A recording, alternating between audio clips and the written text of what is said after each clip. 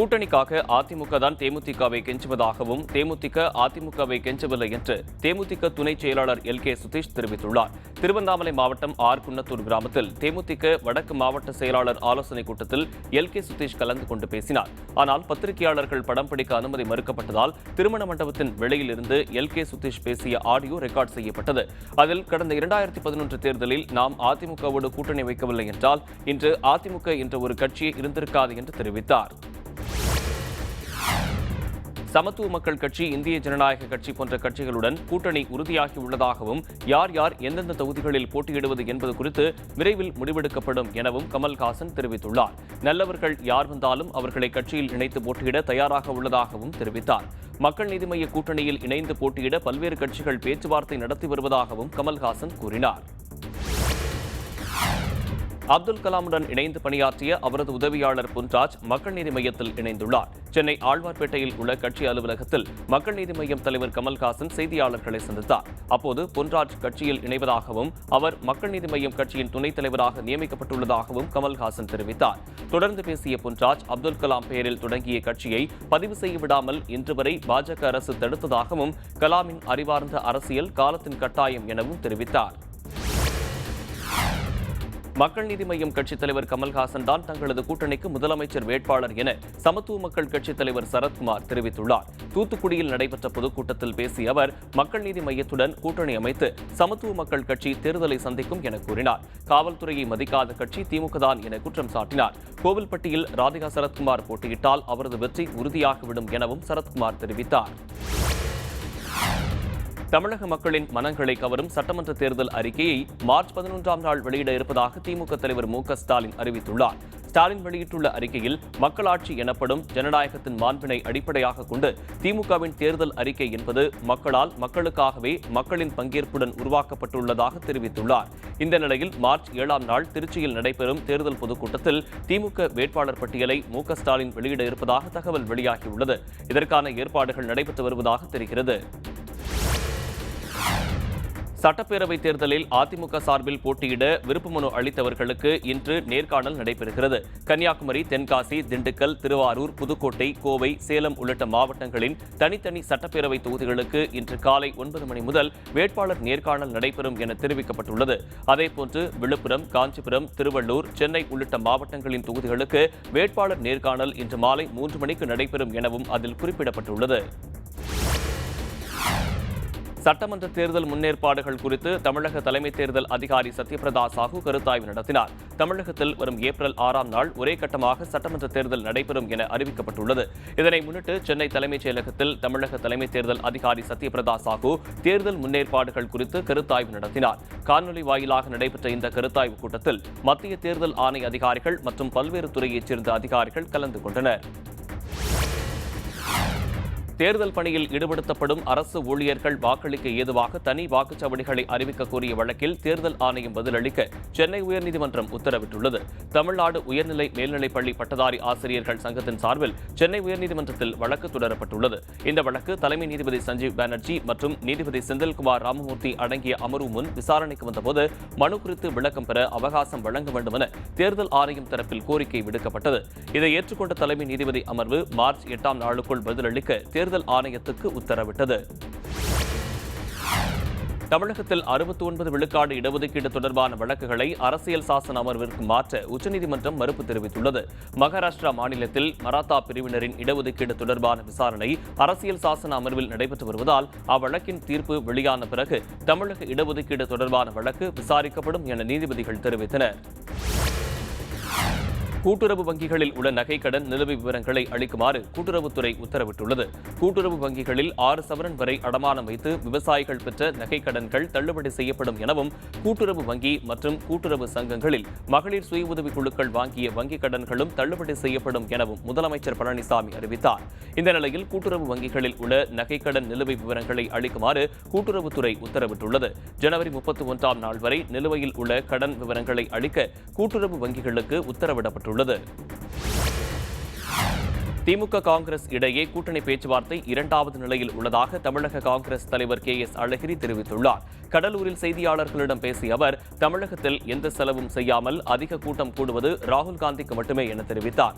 பாஜகவிடமிருந்து இந்தியாவையும் எதிர்க்கட்சிகளையும் காப்பாற்ற காங்கிரஸ் கட்சி பாடுபட்டு வருவதாகவும், காமராஜர் ஆட்சியை கொண்டுவர காங்கிரஸ் முயற்சிக்கும் என்றும் கூறினார்.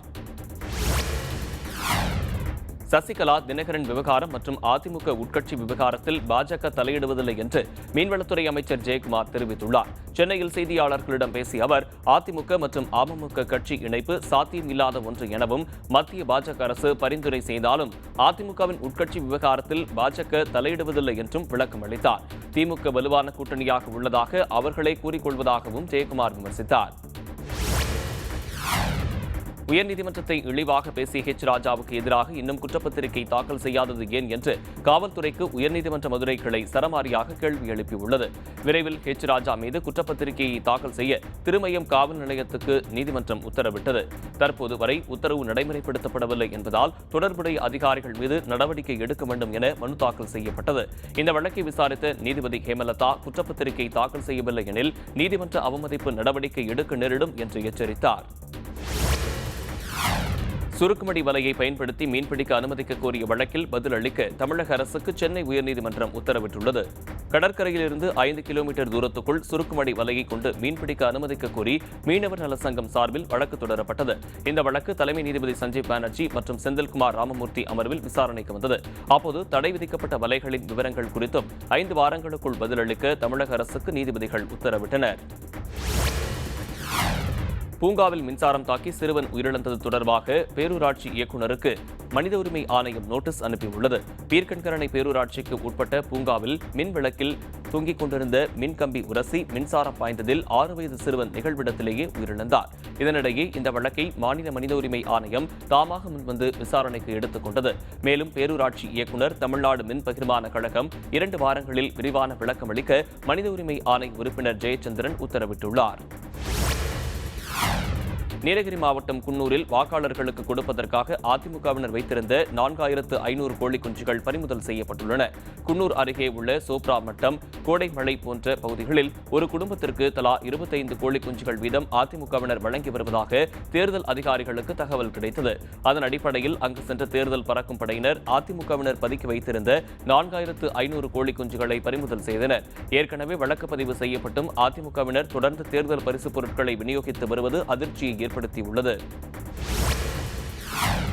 புதுச்சேரியில் மது விற்பனை செய்வதற்கு பல்வேறு கட்டுப்பாடுகளை விதித்து கலால் துறை அறிவிப்பு வெளியிட்டுள்ளது. தமிழகம், புதுச்சேரியில் சட்டமன்ற தேர்தலை முன்னிட்டு எல்லைகளில் மதுபானம் கடத்தப்படுகிறதா என்பது தொடர்பாக காவல்துறையினர் தீவிர சோதனை நடத்தி வருகின்றனர். இதனிடையே அனைத்து மதுபான கடைகளிலும் CCTV கேமரா பொருத்த வேண்டும் என காவல்துறைக்கு அறிவுறுத்தப்பட்டுள்ளது. தனிநபருக்கு 9 லிட்டர் பீர், 4 லிட்டர் பிராந்தி, 4 லிட்டர் சாராயம் மட்டுமே விற்பனை செய்ய வேண்டும் என்றும் மதுபான கடைகளுக்கு கட்டுப்பாடுகள் விதிக்கப்பட்டுள்ளன. திருவாரூர் மாவட்டம் நன்னிலம் அருகே 4 வயது மகனை மண்ணெண்ணெய் ஊற்றி எரித்து கொலை செய்த தந்தையை காவல்துறையினர் கைது செய்துள்ளனர். நன்னிலம் பெருமாள் கோயில் தெருவைச் சேர்ந்த ராம்கி, காயத்ரி இணையருக்கு 2 ஆண் குழந்தைகள் இருந்தன. இந்த நிலையில் ராம்கி 4 வயதான தனது மூத்த மகன் சாய்சரனை மண்ணெண்ணெய் ஊற்றி எரித்து கொலை செய்துள்ளார். இதுகுறித்து அவரது மனைவி காயத்ரி கொடுத்த புகாரின் பேரில் ராம்கியை காவல்துறையினர் கைது செய்து விசாரணை நடத்தி வருகின்றனர். முதற்கட்ட விசாரணையில் ஜோதிடர் ஒருவர் குழந்தையால் தனது உயிருக்கு ஆபத்து இருப்பதாக கூறியதால் மகனை மண்ணெண்ணெய் ஊற்றி கொலை செய்ததையும் அவர் ஒப்புக்கொண்டார். மகனால் எதிர்காலத்தில் ஆபத்து நேரலாம் என்று ஜோதிடர் கூறியதால் 5 வயது சிறுவனை தந்தை மண்ணெண்ணெய் ஊற்றி எரித்துக் கொண்டிருப்பது கடும் அதிர்ச்சியை அளிப்பதாக திமுக தலைவர் ஸ்டாலின் தெரிவித்துள்ளார். ஸ்டாலின் வெளியிட்டுள்ள அறிக்கையில், இதன் உண்மைத்தன்மையை காவல்துறையினர் விசாரித்து விரைந்து நடவடிக்கை எடுக்க வேண்டும் எனவும், இத்தகைய நரவலிகளுக்கு இனி இடம் தரக்கூடாது எனவும் தெரிவித்துள்ளார். கீழடி 7ஆம் கட்ட அகழாய்வில் சேதமடைந்த நிலையில் மண் மூடி குமிழ் கண்டறியப்பட்டுள்ளது. கீழடியில் 7ஆம் கட்ட அகழாய்வு பணிகள் கணேசன் என்பவரது 1.5 ஏக்கர் நிலத்தில் கடந்த 13ஆம் நாள் தொடங்கியது. இதில் ஒரு குழி மட்டும் 2 மீட்டர் ஆழம் தோண்டப்பட்டது. அதில் மணிகள், பாசிகள், பானை ஓடுகள், விலங்கின் எலும்புகள் உள்ளிட்டவை கண்டறியப்பட்டுள்ளன. மேலும் 2 சென்டிமீட்டர் விட்டமுள்ள உள்ளங்கைக்குள் அடங்கும் அளவில் சேதமடைந்த மண் மூடி குமிழ் ஒன்று எடுக்கப்பட்டது. திண்டுக்கல்லில் பணம் பெற்றுக்கொண்டு கிராம நிர்வாக உதவியாளர் வேலை வாங்கித் தருவதாக இருவர் பேசிய ஆடியோ ஒன்று வெளியாகி பரபரப்பை ஏற்படுத்தியுள்ளது. கொடைக்கானல் பகுதியில் வட்டாட்சியர் மற்றும் கீழ்மலை ஒன்றிய அதிமுக செயலாளர் பணம் பெற்றுக்கொண்டு கிராம நிர்வாக உதவியாளர் வேலை வாங்கித் தருவதாக கூறப்படுகிறது. 8 லட்சம் வரை பேரம் நடந்ததாகவும் அதில் 3 லட்சம் ரூபாய் வட்டாட்சியருக்கும் 4 லட்சம் ரூபாய் கீழ்மலை ஒன்றிய அதிமுக செயலாளருக்கும் பணப்பட்டுவாடா செய்யப்பட்டதாக தெரிகிறது. இது தொடர்பாக 2 பேர் தொலைபேசியில் பேசிக் கொள்ளும் ஆடியோ வெளியாகியுள்ளது.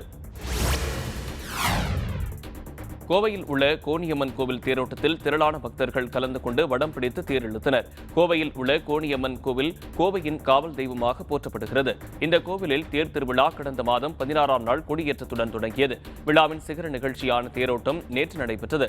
இதில் திரளான பக்தர்கள் கலந்து கொண்டு வடம் பிடித்து தேர் இழுத்தனர். திருவிழாவின் போது சமூக நல்லிணக்கத்தை ஏற்படுத்தும் விதமாக இஸ்லாமியர்கள் பக்தர்களுக்கு தண்ணீர் வழங்கியது நிகழ்ச்சியை ஏற்படுத்தியது. காஞ்சிபுரம் மற்றும் சுற்றுப்புற பகுதிகளில் மற்றும் தெருக்களில் சுற்றித் திரியும் நாய்களுக்கு தற்போது வினோதமான தோல் நோய் தாக்கத்தால் பொதுமக்கள் அச்சமடைந்துள்ளனர். சிறு உணவு அளித்தாலே நாய்கள் மனிதர்களுடன் தோழனாக மாறும் குணம் கொண்டவை. இந்த நிலையில் நாய்களுக்கு பரவி வரும் இந்த வினோத நோயால் தெரு நாய்களுக்கு உணவளிக்க கூட பொதுமக்கள் தயக்கம் காட்டி வருகின்றனர். எனவே மாவட்ட நிர்வாகம் நோய் பரவாமல் தடுக்க நடவடிக்கை எடுக்க வேண்டும் என சமூக ஆர்வலர்கள் கோரிக்கை விடுத்துள்ளனர். திருப்பூர் மாவட்டம் பெருமாநல்லூர் அருகே நாட்டு துப்பாக்கி வெடித்ததில் ஒருவருக்கு காயம் ஏற்பட்டது பரபரப்பை ஏற்படுத்தியுள்ளது. ஈட்டி வீரம்பாளையம் பகுதியைச் சேர்ந்த முருகேசன் என்பவர் தன் நண்பர்களான மகேந்திரன், சந்துரு உடன் சொக்கன்குட்டை வனப்பகுதிக்கு சென்றனர். அங்கு முயலை வேட்டையாடுவதற்காக மகேந்திரன் துப்பாக்கியில் வெடிமருந்தை நிரப்பிய போது துப்பாக்கியில் இருந்த குண்டு எதிரே நின்ற முருகேசனின் தோள் பகுதியில் பாய்ந்தது. இதில் அவர் காயமடைந்தார். அங்கு விரைந்த போலீசார் மகேந்திரன், சந்துரு, மனோகரன், ராஜ்குமார் ஆகியோரை கைது செய்தனர். நீலகிரி மாவட்டம் உதகையில் இருந்து கர்நாடகா செல்லும் நெடுஞ்சாலையில் புலி ஒன்று தன் குட்டிகளுடன் இரவில் நடமாடியது வாகன ஓட்டிகளிடம் அச்சத்தை ஏற்படுத்தியுள்ளது. உதகையில் இருந்து கர்நாடகா செல்லும் நெடுஞ்சாலையில் சில நாட்களுக்கு முன்பு இரவில் வாகனங்களில் சென்றவர்கள் மாண்டியா அருகே 3 குட்டிகளுடன் புலி ஒன்று சர்வசாதாரணமாக சாலையை கடந்து சென்றது. இந்த வீடியோ தற்போது சமூக வலைதளங்களில் வைரலாகி வருகிறது. ஈரோடு மாவட்டம் சத்தியமங்கலம் அருகே மான்களை வேட்டையாடிய 4 பேர் கைது செய்யப்பட்டனர். சத்தியமங்கலத்தை அடுத்த பீக்கிரிப்பாளையம் கிராம பகுதியில் மான் வேட்டையாடி இறைச்சிகள் பதுக்கி வைத்திருப்பதாக போலீசாருக்கு ரகசிய தகவல் கிடைத்தது. இதனையடுத்து போலீசார் நடத்திய விசாரணையில் மாரி என்பவர் வீட்டில் புள்ளிமான் மற்றும் கடமான் ஆகிய மான்களின் இறைச்சிகள் இருந்தது தெரியவந்தது.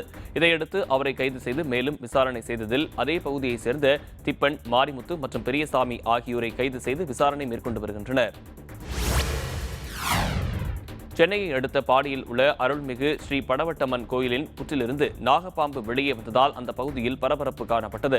பாடியில் ஸ்ரீ படவட்டம்மன் ஆலயத்தின் புற்றிலிருந்து வெளியே வந்த நாகப்பாம்பினை பொதுமக்கள் தீபம் ஏற்றி வணங்கினர். கோவிலில் பக்தர்கள் அதிகம் கூடியதால் போலீசார் கோவிலுக்குள் சென்று நாகப்பாம்பு இருப்பதை உறுதி செய்தனர். தகவலறிந்து அங்கு சென்ற வனத்துறையினர் பாதுகாப்பாக பாம்பை பிடித்து எடுத்துச் சென்றனர். அப்போது அங்கிருந்த பக்தர்கள் சிலர் கண்ணீர் விட்டனர். கோயம்புத்தூர் உக்கடம் சாலையில் நேரிட்ட விபத்தில் மகன் கண் முன்பு தாய் உயிரிழந்த நிகழ்வு அந்த பகுதியில் சோகத்தை ஏற்படுத்தியுள்ளது. கிணத்துக்கடவு பகுதியைச் சேர்ந்த முத்துமாணிக்கம் என்பவர் தனது தாய் பத்மாவதியுடன் இருசக்கர வாகனத்தில் சொந்த வேலையாக கோவைக்கு சென்றுள்ளார். கிணத்துக்கடவு பகுதியை நோக்கி சென்றபோது பின் இருக்கையில் அமர்ந்து அவரது தாய் பத்மாவதி நிலை தடுமாறி சாலையில் விழுந்தார். அப்போது வெள்ளலூரை நோக்கி குப்பை ஏற்றிச் சென்ற லாரி பத்மாவதியின் மீது ஏறியது. இதனால் நிகழ்விடத்திலேயே பத்மாவதி துடிதுடித்து உயிரிழந்தார். சென்னையை அடுத்த மதுரவாயில் அருகே பிரபல ரவுடி ஒருவரை வீட்டினுள் புகுந்த மர்ம கும்பல் ஒன்று வெட்டி கொலை செய்தது பரபரப்பை ஏற்படுத்தியுள்ளது. மதுரவாயில் அடுத்த கங்கையம்மன் நகரைச் சேர்ந்த சண்முகம் என்பவர் வேலை முடிந்து வீட்டுக்கு சென்று தேநீர் அருந்திய போது அங்கு வந்த மர்ம நபர்கள் சிலர் அவரை வெட்ட முயற்சித்துள்ளனர். இதனை கண்டதும் சண்முகம் அங்கிருந்து தப்பி வெளியே ஓடி வந்துள்ளார். அப்போதும் சண்முகத்தை மர்ம கும்பல் விடாமல் விரட்டிச் சென்று ஓட விரட்டி வெட்டியதாக கூறப்படுகிறது. இதில் சண்முகம் நிகழ்விடத்திலேயே உயிரிழந்தார். நீலகிரி மாவட்டம் குன்னூர் அருகே உள்ள குடியிருப்பு பகுதியில் கருஞ்சிறுத்தை ஒன்று நடமாடிய காட்சி வெளியானதால் அந்த பகுதியில் மக்கள் அச்சத்தில் ஆழ்ந்துள்ளனர். குன்னூர் அருகே உள்ள யமகுண்டு காலனியில் வீட்டில் வளர்க்கும் நாய் மற்றும் தெரு நாய்கள் அடிக்கடி காணாமல் போவது வாடிக்கையாகிவிட்டது. இந்த நிலையில் அங்கு வீட்டில் பொருத்தப்பட்டிருந்த சிசிடிவியை பரிசோதித்ததில் கருஞ்சிறுத்தை ஒன்று நாயை கவி கொண்டு செல்லும் காட்சி பதிவாகியுள்ளது. கருஞ்சிறுத்தையை கூண்டு வைத்து பிடித்து அடர்ந்த வனப்பகுதியில் விட வேண்டும் என்று அந்த பகுதி மக்கள் கோரிக்கை விடுத்துள்ளனர். அசாம் மாநிலத்தில் காங்கிரஸ் ஆட்சிக்கு வந்தால் பெண்களுக்கு மாதம் 2000 ரூபாய் வழங்கப்படும் என பிரியங்கா காந்தி தெரிவித்துள்ளார்.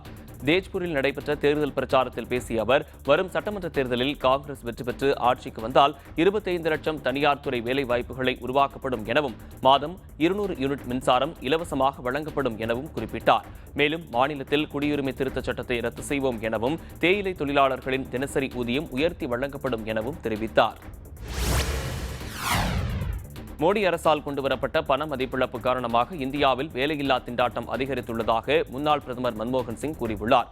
கேரளாவில் உள்ள Rajiv Gandhi institute of development studies மையத்தில் காணொலி காட்சி மூலம் பேசிய அவர், மாநிலங்கள் அதிகப்படியாக கடன் வாங்குவதால் மத்திய அரசின் பொது நிதி சீர்குலைந்து வருவதாக மன்மோகன் சிங் தெரிவித்தார். இதன் காரணமாக எதிர்காலத்தில் கடுமையான நிதி நெருக்கடி ஏற்பட வாய்ப்பிருப்பதாகவும் குறிப்பிட்டார்.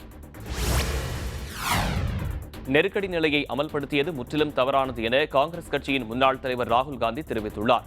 இந்தியாவின் முன்னாள் பொருளாதார ஆலோசகரும் அமெரிக்காவின் கார்னல் பல்கலைக்கழகத்தின் பேராசிரியருமான கௌஷிக் பாசுவுடன் ராகுல் காந்தி காணொலி வாயிலாக கலந்துரையாடினார். அப்போது அவர், முன்னாள் பிரதமரும் தனது பாட்டியுமான இந்திரா காந்தி நாட்டில் நெருக்கடி நிலை அமல்படுத்தியது முற்றிலும் தவறானது என தெரிவித்துள்ளார். போக்குவரத்து விதிமீறலுக்கான அபராத தொகையை செலுத்த முடியாததால் பெண் ஒருவர் தனது தாலி சங்கிலியை கழற்றி போலீசாரிடம் கொடுத்த வீடியோ வைரலாகி வருகிறது. கர்நாடகத்தில் போக்குவரத்து விதிகளை மீறும் வாகன ஓட்டிகளிடம் போலீசார் தண்டத்தொகை வசூலிக்கின்றனர். இந்த நிலையில் உலோகட்டி கிராமத்தைச் சேர்ந்த பாரதி என்ற பெண் தலைக்கவசம் அணியாததால் போலீசார் 500 ரூபாய் தண்டம் விதித்தனர். இதற்கு பாரதி தன்னிடம் பணம் இல்லை என கூறி தான் அணிந்திருந்த தாலி சங்கிலியை கழற்றி போலீசாரிடம் கொடுத்துவிட்டு அங்கிருந்து சென்றுள்ளார். இந்த வீடியோவை பார்த்த பலரும் போலீசாருக்கு எதிராக கருத்துக்களை பதிவிட்டு வருகின்றனர். மும்பை பெருநகர் பகுதி ரயில் நிலையங்களில் பிளாட்பாரம் டிக்கெட் கட்டணம் 50 ரூபாயாக அதிகரிக்கப்பட்டுள்ளது. நாடு முழுவதும் ரயில்வே பிளாட்பாரம் டிக்கெட் 10 ரூபாயாக இருந்தது. இந்த நிலையில் கோடை காலத்தில் ரயில் நிலையங்களில் அதிக கூட்டம் கூடுவதை தடுக்க மத்திய ரயில்வே பிளாட்பார கட்டணத்தை 50 ரூபாயாக அதிகரித்துள்ளது. இந்த கட்டண உயர்வு முக்கிய ரயில் நிலையங்களில் மட்டும் அமல்படுத்தப்பட்டுள்ளது. அதன்படி மும்பை பெருநகர பகுதியில் உள்ள CSMT ரயில் நிலையம், தாதர், தானே, கல்யாண், பன்வல் ரயில் நிலையங்களில் பிளாட்பாரம் டிக்கெட் 50 ரூபாயாக அதிகரிக்கப்பட்டுள்ளது. அமைதிக்கான நோபல் பரிசுக்கு அமெரிக்க முன்னாள் அதிபர் டொனால்டு ட்ரம்ப், சுற்றுச்சூழல் ஆர்வலர் கிரேட்டா தன்பர்க் உட்பட 329 பேர் பரிந்துரை செய்யப்பட்டுள்ளனர். உலக அளவில் இயற்பியல், அமைதி, வேதியியல், மருத்துவம், இலக்கியம் உள்ளிட்ட துறைகளில் தலை சிறந்து விளங்குபவர்களை அங்கீகரிக்கும் விதமாக நோபல் பரிசு ஆண்டுதோறும் வழங்கப்பட்டு வருகிறது. இந்த ஆண்டு அமைதிக்கான நோபல் பரிசுக்கு 234 தனிநபர்களுடன் 95 அமைப்புகளும் பரிந்துரைக்கப்பட்டுள்ளன. நைஜீரியாவில் பயங்கரவாதிகளால் கடத்தப்பட்ட பள்ளி மாணவிகள் 279 பேர் விடுவிக்கப்பட்டனர். நைஜீரியாவில் போகோ ஹரம் பயங்கரவாதிகள் ஆதிக்கம் செலுத்தி வருகின்றனர். இவர்கள் பள்ளி மாணவ மாணவிகளை கடத்திச் சென்று அவர்களை தற்கொலைப்படை பயங்கரவாதிகளாக மாற்றுவதையும் வாடிக்கையாக கொண்டுள்ளனர். இந்த நிலையில் ஜங்கேபே என்ற கிராமத்தில் உள்ள பெண்கள் மேல்நிலைப் பள்ளிக்குள் நுழைந்த பயங்கரவாதிகள் மாணவிகளை சிறைப்பிடித்து கடத்திச் சென்றனர். இந்த கடத்தல் நிகழ்வு நாடு முழுவதும் கடும் அதிர்வலைகளை ஏற்படுத்தியது.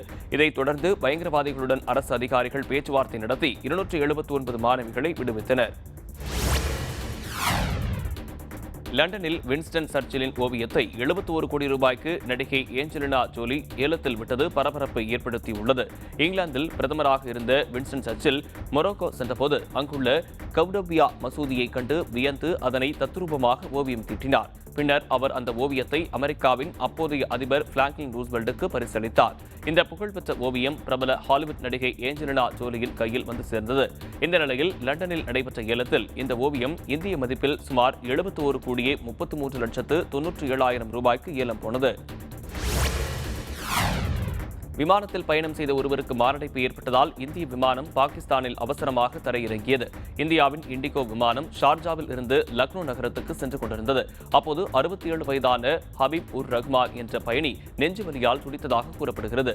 இதுகுறித்து விமானி உடனே விமானத்தை அவசரமாக கராச்சி நகருக்கு திருப்பி தரையிறக்க விரும்பினார். அதற்கான அனுமதியை கோரியபோது பாகிஸ்தான் வழங்கியது. அதன்படி அந்த விமானம் கராச்சியில் தரையிறக்கப்பட்டது. அங்கு தயார் நிலையில் இருந்த மருத்துவர்கள் அவரை பரிசோதித்துவிட்டு அந்த பயணி இறந்து விட்டதாக தெரிவித்தனர். அமெரிக்காவில் அதிபர் ஜோ பைடனின் துணை உதவியாளராகவும் வெள்ளை மாளிகை ராணுவ அலுவலக இயக்குநராகவும் இந்திய வம்சாவளியைச் சேர்ந்த மஜு வர்கீஸ் நியமிக்கப்பட்டுள்ளார். இந்திய வம்சாவளியைச் சேர்ந்தவர் மஜு வர்கீஸ். இவர் அமெரிக்க அதிபர் தேர்தலில் ஜோ பைடனின் பிரச்சார நடவடிக்கைகளுக்கான தலைமை செயல் அதிகாரியாகவும் மூத்த ஆலோசகராகவும் செயல்பட்டவர். இந்த நிலையில் அவர் தற்போது அதிபர் ஜோ பைடனின் துணை உதவியாளராகவும் வெள்ளை மாளிகை ராணுவ அலுவலக இயக்குநராகவும் நியமிக்கப்பட்டிருக்கிறார். இவரது பூர்வீகம் கேரள மாநிலம் திருவல்லா என்பது குறிப்பிடத்தக்கது. ராணுவத்தின் அடக்குமுறைகளுக்கு மத்தியில் மியான்மரில் போராட்டம் தொடர்ந்து தீவிரமடைந்து வருகிறது. மியான்மரில் மக்களால் தேர்ந்தெடுக்கப்பட்ட ஜனநாயக அரசை கவிழ்த்துவிட்டு ஆட்சி அதிகாரத்தை ராணுவம் கைப்பற்றியது. இதற்கு எதிர்ப்பு தெரிவித்து மக்கள் போராட்டங்களை நடத்தி வருகின்றனர். இந்த போராட்டங்களை ராணுவம் இரும்பு கரம் கொண்டு அடக்கி வருகிறது. இந்த நிலையில் யாங்குன், மாண்டலே உள்ளிட்ட பல நகரங்களில் ஆயிரக்கணக்கான மக்கள் திரண்டு போராட்டத்தில் ஈடுபட்டனர். அவர்கள் ராணுவத்தின் கண்ணீர் புகை குண்டு வீச்சு மற்றும் ரப்பர் குண்டு தாக்குதலை எதிர்கொள்ள இரும்பு கவசங்களை கைகளில் ஏந்தி போராட்டத்தில் ஈடுபட்டனர். கலிபோர்னியா மாகாணத்தில் ஒரே காரில் 25 பேர் பயணம் செய்தபோது காரின் மீது ட்ரக் மோதியதில் 13 பேர் உயிரிழந்தது சோகத்தை ஏற்படுத்தியுள்ளது. அமெரிக்கா மெக்சிகோ எல்லைக்கு அருகே 25 பேருக்கும் அதிகமானவர்களை ஏற்றிச் சென்ற கார் மீது ட்ரக் ஒன்று மோதி விபத்துக்குள்ளானது. இதில் 13 பேர் உயிரிழந்தனர். பலர் இதில் காயமடைந்ததாக கூறப்படுகிறது. கார் ஓட்டுநர் உட்பட 12 பேர் நிகழ்விடத்திலேயே உயிரிழந்தனர். மருத்துவத்தின் போது ஒருவர் உயிரிழந்தார். கொழும்பு துறைமுகத்தின் மேற்கு கண்டெய்னர் முனையத்தை அமைக்கும் பணியில் இந்தியா மற்றும் ஜப்பானுக்கு ஒப்பந்தங்கள் அளிக்கப்படும் என இலங்கை அறிவித்துள்ளது. இலங்கையின் கொழும்பு துறைமுகத்தில் கிழக்கு கண்டெய்னர் முனையம் அமைக்க இந்தியா, ஜப்பான் ஆகிய நாடுகளுடன் இலங்கை அரசு கடந்த 2019ஆம் ஆண்டு ஒப்பந்தம் செய்தது. ஆனால் இந்த ஒப்பந்தங்களை அண்மையில் இலங்கை ரத்து செய்தது. இதற்கு இந்தியா அதிருப்தி தெரிவித்தது. இந்த நிலையில் இலங்கை அரசின் செய்தி தொடர்பாளர் கேகிலியா ராம்புக்வெல்லா துறைமுகத்தில் மேற்கு கண்டெய்னர் முனையத்தை மேம்படுத்தும் பணியை இந்தியா மற்றும் ஜப்பானுக்கு வழங்க இலங்கை அமைச்சரவை முடிவு செய்துள்ளது என தெரிவித்தார். நவால்னி விவகாரத்தில் ரஷ்ய அரசின் மூத்த அதிகாரிகள் மற்றும் தொழில் நிறுவனங்கள் மீது அமெரிக்கா பொருளாதார தடைகளை விதித்துள்ளது. ரஷ்ய அதிபர் புதினையும் அவரது அரசின் ஊழலையும் கடுமையாக விமர்சித்து வந்த எதிர்க்கட்சித் தலைவரான அலெக்சி நவால்னியை போலீசார் கைது செய்தனர். இதனிடையே இந்த விவகாரத்தில் ரஷ்யாவுக்கு அமெரிக்கா தொடர்ந்து கடும் எதிர்ப்பு தெரிவித்து வருகிறது. இந்த நிலையில் நவால்னி விவகாரத்தில் ரஷ்ய அரசின் மூத்த அதிகாரிகள் மற்றும் தொழில் நிறுவனங்கள் மீது அமெரிக்கா பொருளாதார தடைகளை விதித்தது. ஜோ பைடன் நிர்வாகம் ரஷ்யா மீது விதித்துள்ள முதல் பொருளாதார தடை இது என்பது குறிப்பிடத்தக்கது. ஜப்பானில் சமீப நாட்களாக உருமாறிய கொரோனா பரவல் அதிகரித்து வருவது ஆய்வில் தெரியவந்துள்ளது. இங்கிலாந்தில் கண்டுபிடிக்கப்பட்ட உருமாறிய கொரோனா மற்ற நாடுகளிலும் பரவி வருகிறது. ஜப்பானில் 173 பேருக்கு கொரோனா தாக்கியதில் 8 பேர் உருமாறிய கொரோனாவால் பாதிக்கப்பட்டது கண்டுபிடிக்கப்பட்டது. பிப்ரவரி மாதத்தில் கொரோனா உறுதி செய்யப்பட்டவர்களில் 15.2 விழுக்காடு பேர் உருமாறிய கொரோனாவால் தாக்கப்பட்டார்கள் என தெரிவிக்கப்பட்டது. அதுபோல் பெல்ஜியம், ஜெர்மனி ஆகிய நாடுகளிலும் அண்மை காலமாக உருமாறிய கொரோனா பாதிப்பு அதிகரித்துள்ளது. கத்தார் ஓபன் சர்வதேச டென்னிஸ் போட்டியில் சானியா ஜோடி லுட்மைலா கிச்சனோக் இணையை தோற்கடித்து கால் இறுதிக்குள் நுழைந்தது. கத்தார் ஓபன் சர்வதேச டென்னிஸ் போட்டி தோஹாவில் நடைபெற்று வருகிறது. ஓராண்டுக்கு பிறகு இந்த போட்டியின் மூலம் மீண்டும் சர்வதேச டென்னிஸுக்கு திரும்பிய இந்திய வீராங்கனை சானியா மிர்சா ஸ்லோவேனியா வீராங்கனை ஆந்திரஜா கிளபக்குடன் ஜோடி சேர்ந்துள்ளார். இவர்கள் தங்களது முதலாவது சுற்றில் 6-4, 6-7, 10-5 என்ற செட் கணக்கில் உக்ரைனில் லுட்மைலா கிச்சனெக், நாடியா கிச்சனெக் இணையை போராடி தோற்கடித்து காலிறுதிக்குள் நுழைந்தனர். பிப்ரவரி மாதத்துக்கான சிறந்த கிரிக்கெட் வீரராக இந்திய அணியின் பந்து வீச்சாளர் அஸ்வின் தேர்வு செய்யப்பட்டுள்ளார். சர்வதேச கிரிக்கெட் கவுன்சில் மாதந்தோறும் சர்வதேச கிரிக்கெட்டில் சிறப்பான ஆட்டத்தை வெளிப்படுத்தி வரும் வீரர்களை தேர்வு செய்து சிறப்பித்து வருகிறது. இந்த நிலையில் பிப்ரவரி மாதத்திற்கான சிறந்த வீரர் யார் என்பதை அடையாளம் காண்பதற்கான வீரர்களின் பெயரை ICC பரிந்துரைத்துள்ளது. இந்த விருதுக்கு இந்திய அணியின் பந்து வீச்சாளர் அஸ்வின் தேர்வு செய்யப்பட்டுள்ளார். லோகேஷ் கனகராஜ் இயக்கத்தில் வெளியாகிய மாஸ்டர் திரைப்படம் வெற்றிகரமாக 50வது நாளை எட்டியுள்ளதை விஜய் ரசிகர்கள் கொண்டாடி வருகின்றனர். லோகேஷ் கனகராஜ் இயக்கத்தில் விஜய் சேதுபதி நடித்த மாஸ்டர் வெற்றிகரமாக 50வது நாளை எட்டியுள்ளது. இதனை விஜய் ரசிகர்கள் கொண்டாடி வருகின்றனர். மேலும் 50வது நாளில் அதிக திரையரங்குகளில் ஓடும் தமிழ் திரைப்படம் என்கிற சாதனையையும் மாஸ்டர் படைத்துள்ளது. இப்படம் 156 திரையரங்குகளில் வெற்றிகரமாக ஓடிவருகிறது. இதற்கு முன் சந்திரமுகி திரைப்படம் 50வது நாளில் 134 திரையரங்குகளில் ஓடியதே சாதனையாக இருந்தது. தற்போது மாஸ்டர் அதை முறியடித்துள்ளது. சென்னையில் 22 கேரட் ஆபரண தங்கத்தின் விலை சவரனுக்கு 176 ரூபாய் உயர்ந்து விற்பனை செய்யப்படுகிறது. சென்னையில் 22 கேரட் ஆபரண தங்கத்தின் விலை கிராமுக்கு 22 ரூபாய் உயர்ந்து 1 கிராம் 4264 ரூபாய்க்கு விற்பனை செய்யப்படுகிறது. சவரனுக்கு 176 ரூபாய் உயர்ந்து 1 சவரன் 34,112 ரூபாய்க்கு விற்பனையாகிறது. இதேபோன்று வெள்ளையின் விலை கிராமுக்கு 1 ரூபாய் 90 காசுகள் உயர்ந்து 1 கிராம் 72 ரூபாய் 80 காசுகளுக்கும், கிலோவுக்கு 1900 ரூபாய் உயர்ந்து 1 கிலோ வெள்ளி 72,800 ரூபாய்க்கும் விற்பனையாகிறது. இந்திய பங்குச்சந்தைகளான சென்செக்ஸ் மற்றும் நிப்டி வர்த்தக நேர முடிவில் உயர்வுடன் நிறைவு பெற்றன. மும்பை பங்குச்சந்தை குறியீட்டின் சென்செக்ஸ் 1147 புள்ளிகள் உயர்ந்து 51,444 புள்ளிகளில் வர்த்தகம் நிறைவடைந்தது. தேசிய பங்குச்சந்தை குறியீட்டின் நிப்டி 326 புள்ளிகள் உயர்ந்து 15,245 புள்ளிகளில் வர்த்தகம் நிறைவடைந்தது.